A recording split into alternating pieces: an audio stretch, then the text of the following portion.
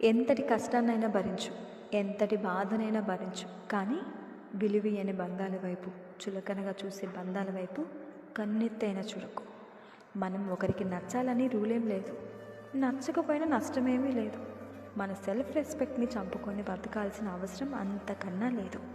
మన సుఖాల్లో పట్టుకున్న చేతుల కంటే కష్టాల్లో వదిలిన చేతులే మనకి ఎప్పటికీ గుర్తుండిపోతాయి.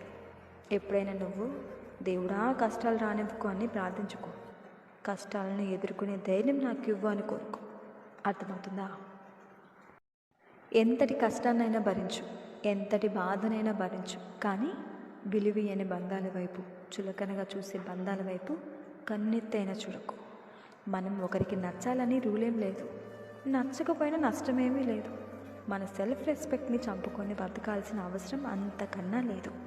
మన సుఖాల్లో పట్టుకున్న చేతుల కంటే కష్టాల్లో వదిలిన చేతులే మనకి ఎప్పటికీ గుర్తుండిపోతాయి.